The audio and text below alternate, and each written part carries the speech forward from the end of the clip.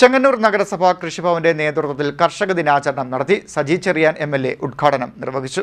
ചെങ്ങന്നൂർ നഗരസഭ കൃഷിഭവന്റെ നേതൃത്വത്തിൽ കർഷക ദിനാചരണം സംഘടിപ്പിച്ചു. സജി ചെറിയാൻ MLA ഉദ്ഘാടനം നിർവഹിച്ചു. എത്ര ചെറുപ്പക്കാർ കൃഷിയിലേക്ക് ആകർഷിക്കുന്നു?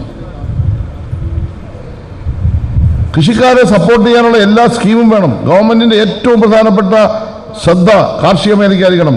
Agriculture sector, fishery sector, animal husbandry, ഈ സെക്ടറിലായിരിക്കണം ഗവൺമെന്റ്.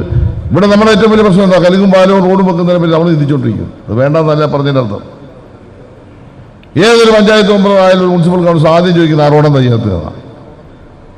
ഈ ആനിമൽ ഹസ്ബൻഡറി സെക്ടറിൽ എന്തോ ഒരു സെൻട്രൽ ഹാച്ചറി, അവിടെ പണ്ട് കോഴിയൊക്കെ ഉണ്ടായിരുന്നു, ഇപ്പോൾ കോഴി ഉണ്ടെന്നാണ് പറയുന്നത്. ഒരു 10, 150, 200 പേർക്ക് വെറുതെ ശമ്പളം കൊടുക്കും. എന്തിനാണ്? ഞാനവിടെ 10-12 കോടി രൂപ ഞാൻ MLA അപ്പോൾ അവിടെ മുടക്കി, നല്ല സൗകര്യങ്ങൾ ചെയ്തു കൊടുത്തു. അതുകൊണ്ടാണ് കർഷക ദിനം എന്നതിൽ ഗവൺമെൻറ് എപ്പോഴും വളരെ മുൻകൈ എടുത്ത് നന്നായി പ്രവർത്തിക്കുന്നു. ആ പ്രവർത്തനത്തിന് ഫലം ഉണ്ടാകണം. 100% കൃഷി ഉണ്ടായിരുന്നിടത്ത് 30%-ലേക്ക് താഴ്ന്നു. 10,000-കണക്കിന് ഹെക്ടർ സ്ഥലത്ത് ഇന്ന് വളരെ കുറച്ച് ഹെക്ടർ സ്ഥലത്തെ കൃഷിയുള്ളൂ.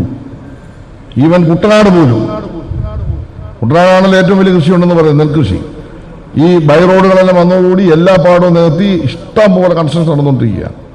മികച്ച കർഷകരെ ആദരിക്കുകയും മത്സര വിജയികൾക്കുള്ള സമ്മാനദാനം നടത്തുകയും ചെയ്തു. നഗരസഭാ ചെയർപേഴ്സൺ മനീഷ് കീഴാമഠത്തിൽ ആദരിക്കലും സമ്മാന വിതരണവും നിർവഹിച്ചു.